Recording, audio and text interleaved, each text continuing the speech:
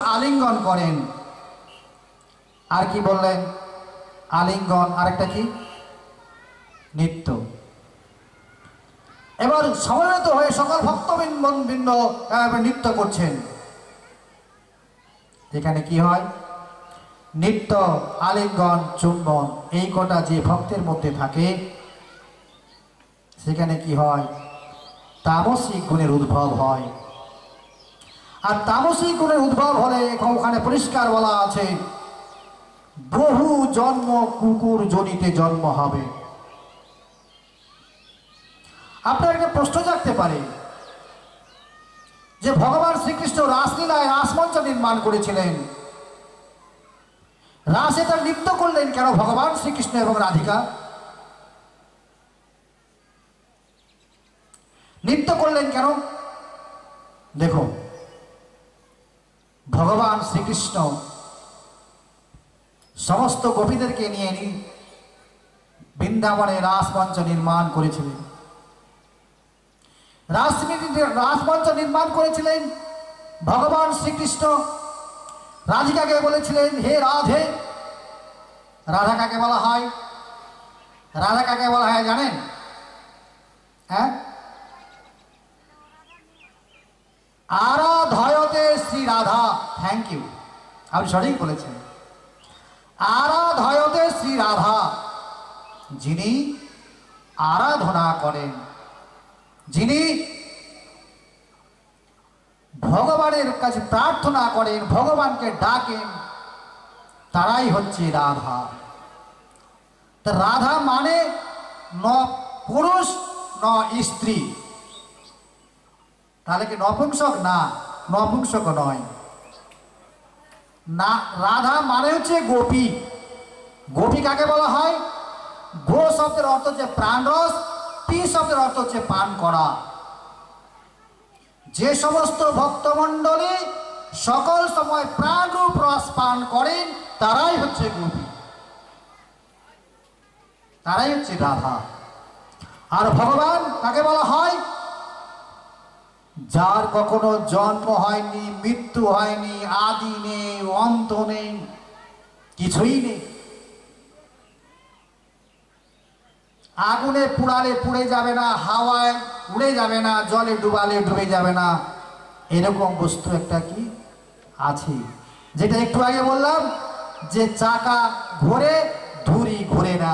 ঠিক এই জাত মানবের মধ্যে এমন একটা বস্তু আছে যেই বস্তুটা কখনো মরে না, কখনো জন্ম হয় না, সকল সময় থাকে, শুধু দেহান্তর হয়, দেহের পরিবর্তন হয়। আজকে আমি অতুল সরকার, কালকে আমি বিফল মণ্ডল, কালকে গরু, কালকে কুকুর, তারপরে মৎস্য, তারপরে বৃক্ষ, তারপর এইভাবে আমাদের দেহান্তর হয়, দেহের পরিবর্তন হয়। কিন্তু আমির কখনো মৃত্যু নেই, ভগবানের কখনো মৃত্যু নেই। এরকম একটা বস্তু আপনার মধ্যে আছে। তাহলে কি বললাম যে ভগবান শ্রীকৃষ্ণ রাসমঞ্চে রাস নির্মাণ করলেন এবং রাধিকাকে বলেন হে রাধে, তুমি এই মুহূর্তে নৃত্য করো, আমি তোমাকে আমি শেষ রাতে নৃত্য করব। একটা শর্ত দিলেন, হে রাধে তুমি নৃত্য করবে ঠিক, কিন্তু একটা গণ্ডির মধ্যে। কিরকম? না নড়িবে গণ্ডমুণ্ড, না নড়িবে চির, না বাজিবে পায়ের নুপুর, না বাজিবে কিঙ্কিনিরি। যে উনি এমন ভাবে নৃত্য করো রাধে, এমন ভাবে নৃত্য করো যে তোমার মাথার চুল নড়বে না, চোখের পাপড়ি নড়বে না, হাতের কিঙ্কিনি বাজবে না, চুড়ি বাজবে না, পায়ের নুপুরও বাজবে না, তোমার দেহ নড়বে না। এটা কোন নৃত্য হলো? এটা কোন নৃত্য হলো? যে সমস্ত গায়কগণ যে রাসলীলা নির্মাণ করেন, আলোচনা করেন রাসের কাহিনী, উনি জানেন না ভাগবতে কি বলছেন।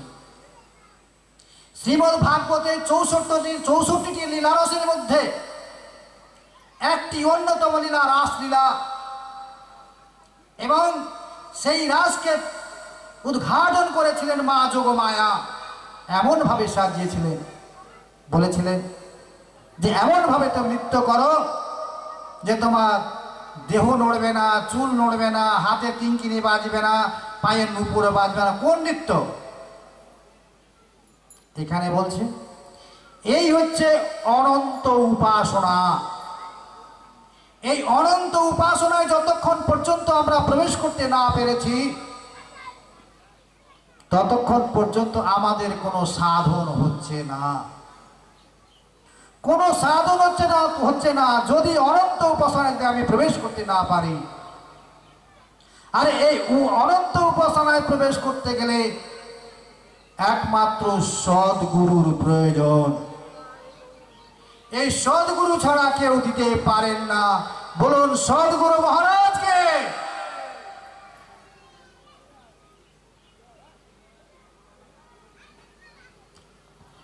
এই হচ্ছে ধ্যান যোগের কথা। এবার আসুন, আমি একে একে যতক্ষণ আমার সময় আছে আমি আলোচনায় প্রবেশ করছি। তো আলোচনায় প্রবেশ করবার পূর্বে আমরা একটু খোল করতাল থাকলে ভালো হতো। আপনারা যখন আসেন একটু চলে আসুন, উপরে চলে আসুন, ভালো লাগবে। সকলে চলে আসুন, উপরে চলে আসুন, একটা ভজন করব। আসুন।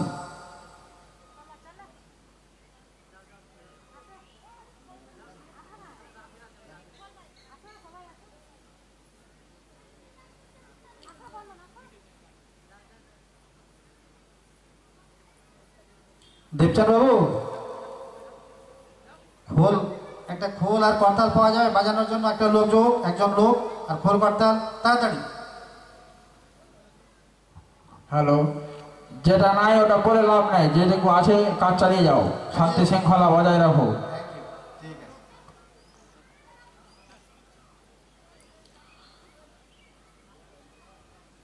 ওম গুরু ওমকারা, ওমকারা গুরু তব চরণম। ওম গুরু ওমকারা, ওমকারা গুরু তব চরণম। নামামি ব্রহ্মা নামামি বিষ্ণু, নামামি ব্রহ্মা নামামি বিষ্ণু, নামামি শঙ্কর তব শরণম। ওম গুরু ওমকারা, ওমকারা গুরু তব চরণম। ওম গুরু ওমকারা, ওমকারা গুরু তব চরণম। চিদাকাশ গুরু চিত্ত স্বরূপ গুরু, চিদাকাশ গুরু চিত্ত স্বরূপ গুরু, চিন্ময় সদ্গুরু তব শরণম। ওম গুরু ওমকারা, ওমকারা গুরু তব চরণম। ওম গুরু ওমকারা, ওমকারা গুরু তব চরণম। বলো সদ্গুরু মহারাজকে।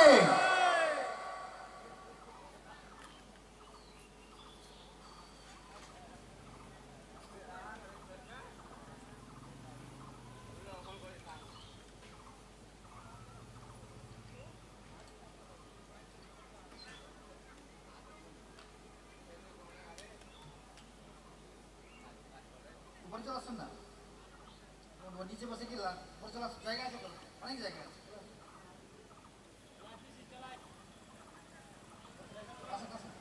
আসুন না, ভালো লাগবে।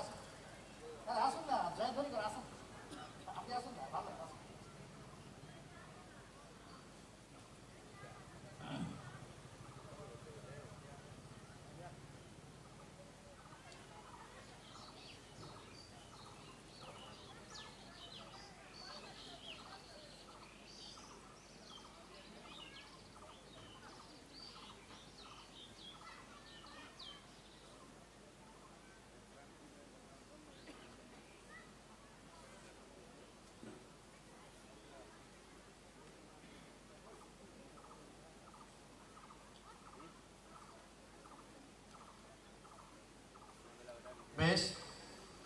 একটু আগেই বললাম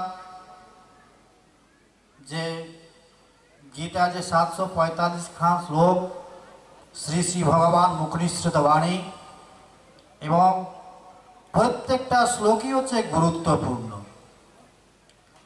প্রত্যেকটাই